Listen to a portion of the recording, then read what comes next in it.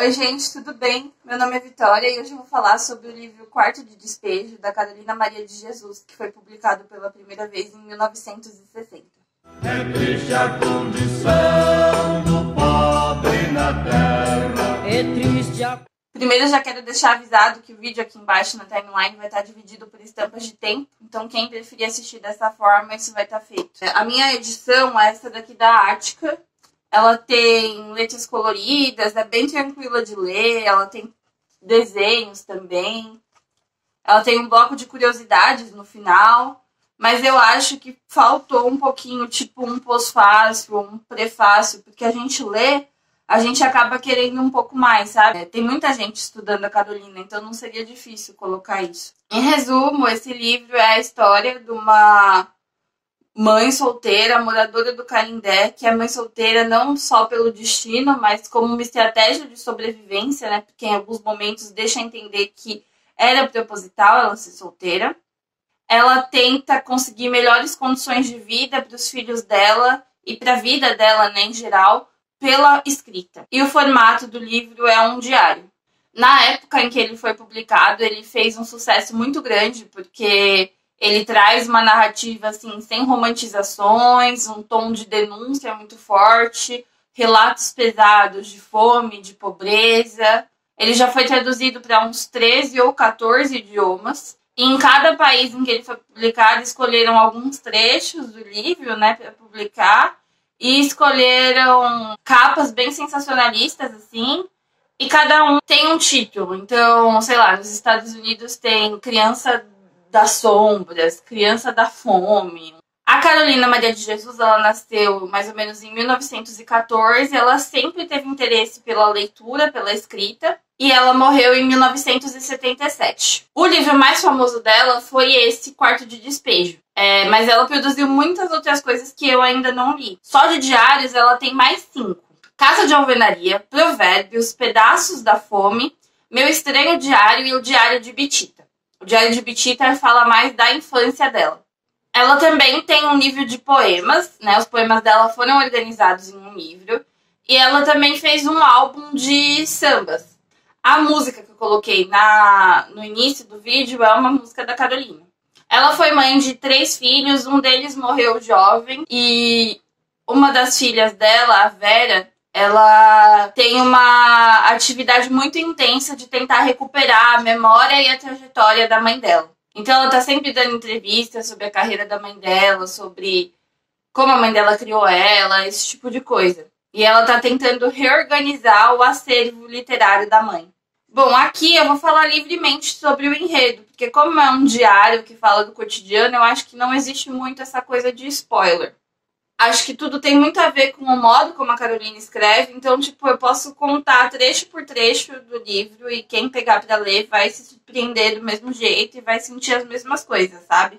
Uma coisa que eu fiquei bastante reflexiva quando eu li foi sobre o modo como a Carolina fala da favela. O livro é de 1960, né? Então ele vai falar da favela como o lugar onde tudo falta. Falta estrutura, falta respeito, falta comida, falta condições ideais de moradia, falta saneamento básico, faltam famílias funcionais. E eu acho que esse tipo de representação a respeito da favela diz muito sobre o momento em que o livro foi escrito. Porque dos anos 90 para cá, pelo menos em São Paulo e no Rio de Janeiro, né, que são as grandes metrópoles, né, do Brasil, essas noções a respeito da favela e o modo como se representa a favela mudou um pouquinho. Tiveram algumas séries, tipo Cidade dos Homens, Turma do Gueto. Teve um monte de obras também, tipo Cidade de Deus, tal, que retratavam um cotidiano na favela. E aí teve também a ascensão do funk, teve a ascensão do rap. E todas essas coisas trouxeram um certo glamour midiático para a condição de favelado e para o que é esse espaço da favela. Assim como as obras dos anos 90, o livro da Carolina ele também funcionou para sanar curiosidades das pessoas através da mídia. Ele foi tratado com muito sensacionalismo pelo mercado editorial, tanto é que o nome é Quarto de Despejo, Diário de uma Favelada. A diferença é que ele não vai retratar a favela como um local agridoce, como as obras dos anos 90. Ele vai retratar a favela como um lugar muito negativo. Bom, aquele momento do final da década de 50, começo da década de 60, era um momento em que a cidade de São Paulo estava crescendo de uma forma desinvestada e que as populações das regiões em que se procurava especular os imóveis, né, especular os terrenos, elas iam sendo expulsas daquelas partes da cidade para regiões mais afastadas. E a favela em que a Carolina morava foi feita de uma maneira muito improvisada, por causa dessa situação da cidade de São Paulo, das pessoas tendo que arranjar lugares para morar de uma forma muito rápida. Conforme o tempo foi passando, esses lugares que foram construídos de formas improvisadas, eles vão começar a ter associações de moradores, vão começar a ter movimentos sociais. E esse lugar, né, de pessoa favelada, embora continue passando por muitos preconceitos, ele vai perder um pouco do peso. Vai continuar sendo um local de dificuldades, de acesso, de estrutura, mas vai ser também uma identidade da qual se tem orgulho de falar. Então, nesse aspecto, o que é interessante pensar? Que as vontades das pessoas que estão às margens e também o pensamento dessas pessoas, ele muda ao longo do tempo, ele não é uma coisa parada, né? A Carolina, por exemplo, ela queria sair da favela. O discurso que a gente vê hoje em dia é um discurso de quem quer melhorar a favela em que se vive. Dá para perceber isso com vários movimentos como os saraus, os slams, com movimentos também que incentivam o empreendedorismo nas quebradas, com noções de administração para que os negócios não vão à falência tão facilmente. Então, a vivência periférica da Carolina naquele momento é uma vivência diferente da periférica atual. E aí, uma outra questão que eu quero falar também é sobre como a Carolina ela planeja uma ascensão social por meio da escrita. E o quanto isso é meio incomum para uma mulher negra com uma vida miserável na década de 50, né? Pelo que eu entendi, antes dela conhecer o jornalista, ela já pensava em fazer alguma coisa com os diários que ela escrevia. Então, isso afeta diretamente na escrita dela.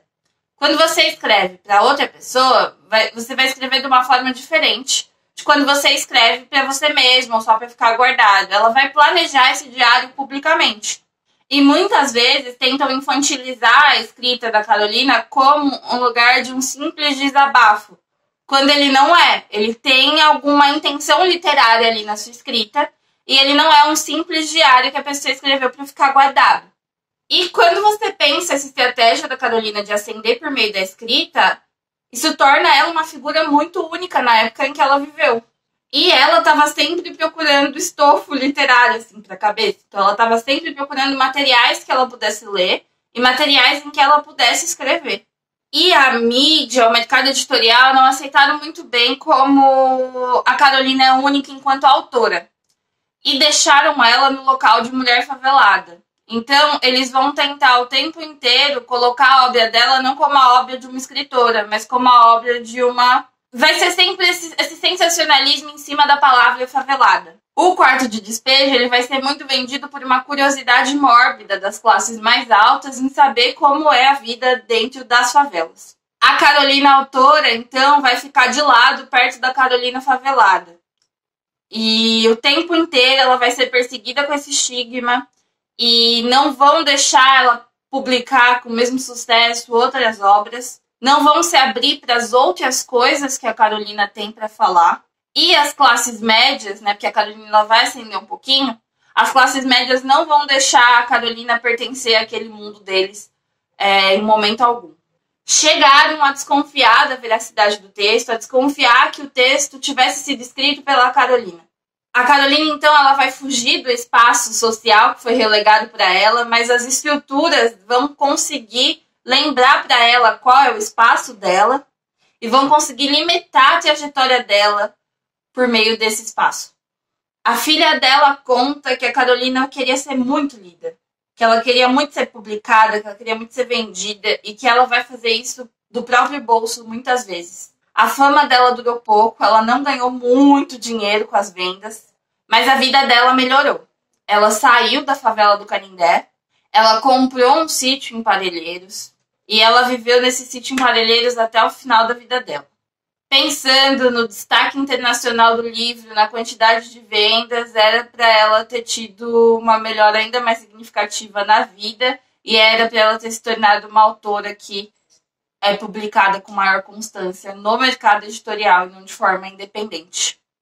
Então, acho que o que faltou naquele momento, e que muitas vezes falta hoje em dia, é tentar entender as trajetórias negras e as mentalidades negras como mentalidades complexas. Tem mais de uma coisa a dizer, tem mais de uma narrativa a fazer. Tem mais de um tema para falar, mais de um formato de texto para produzir. Bom, agora o último tema que eu vou trabalhar aqui é o tema da Carolina de Jesus, mulher. Eu fiquei pensando muito nessa categoria da vivência de uma mulheridade, de como a Carolina lidou com temáticas como casamento, como família, e também a questão da maternidade, né? Porque ela foi mãe solo. No livro fica um pouco assim, será que ela foi mãe solo porque foi preterida? Será que ela foi mãe solo porque ela escolheu? Será que é uma junção das duas coisas?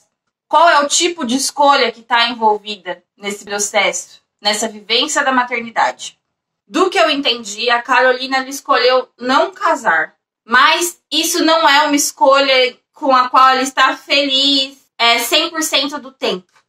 Alguns namoros são contados ao longo do diário. A filha dela, nas entrevistas, fala que a mãe dela namorava muito. Mas criar 3 filhos sozinha é algo que influencia muito na vida dela. Uma das coisas que eu achei mais geniais da mentalidade da Carolina é a razão pela qual ela escolhe não ter um marido. É para ela não sofrer agressões. Ela observa as vizinhas sendo espancadas, ela observa a liberdade de movimentação, de escolhas das vizinhas sendo muito castradas pela presença de um marido. E ela fala, eu não quero isso para minha vida. Só que a Carolina, ela lidou com a maternidade solitária e ela viveu em um ambiente que não era nada acolhedor para uma mulher sozinha. Então, mesmo que ela tenha escolhido não ter um marido para não sofrer agressões, para não ser controlada, em alguns momentos ela vai refletir se a vida dela não seria mais fácil se tivesse um homem do lado. E aí a reflexão dela vai ficar oscilando entre, será que não ia ser mais fácil? Mas esse homem não ia ser só um homem, ele ia ser um homem marido, e um homem marido é difícil de lidar.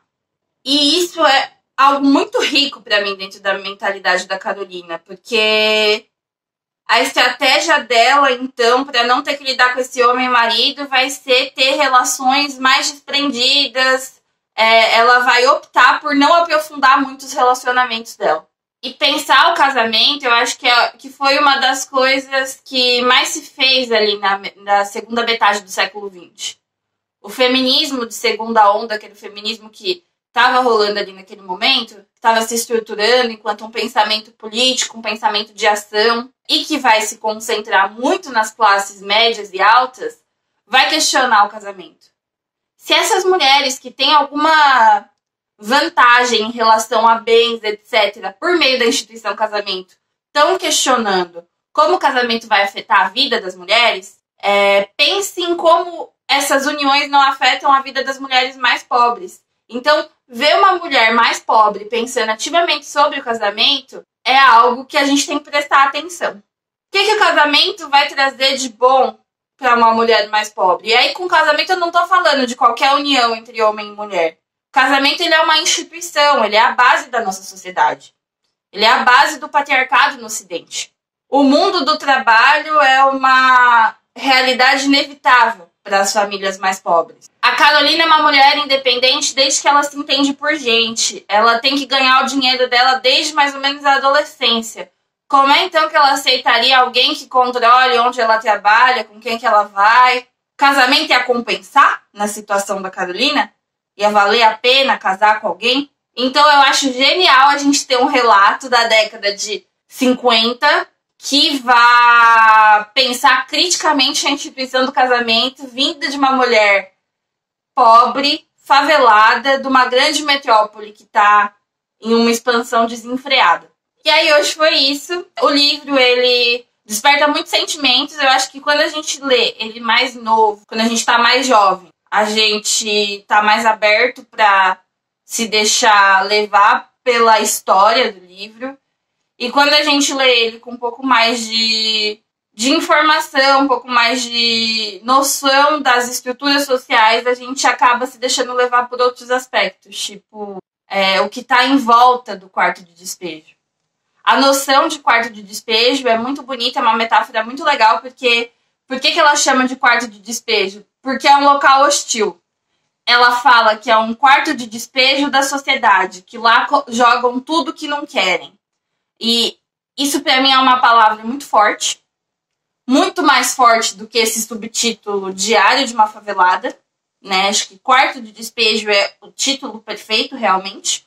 E eu vou deixar algumas indicações. Então eu vou deixar aqui. Tem um programa chamado Nação, que é um programa da TVE. Lá tem episódios com várias personalidades negras e todos eles são muito interessantes. O da Carolina Maria de Jesus é bem legal. É tipo um documentário. O álbum composto pela Carolina também é uma brisa, assim, é bem legal de ouvir, de pensar as letras e pensar a musicalidade, né, que ele tem, que é o samba. Tem também um vídeo da FAPESP, que fala sobre a vida da Carolina, que é bem legal, é uma pesquisadora que estudou a Carolina que está falando. E tem um outro documentário que vai recuperar a série que foi feita, a série ou o filme, sei lá, foi feita sobre o livro, e aí tem alguns trechos da Ruth de Souza atuando como a Carolina. Também tem uma música que eu gosto muito, que é uma música do Renan Inquérito, que vai usar um trecho do Quarto de Despejo, misturado com uma música de uma partideira chamada Giovana, que vale muito a pena ouvir. E o nome da música é Rosa do Morro, também vai ficar aqui nos cards. É isso, espero que vocês tenham gostado. Semana que vem eu venho com mais um vídeo pro mês de novembro. Tchau, tchau!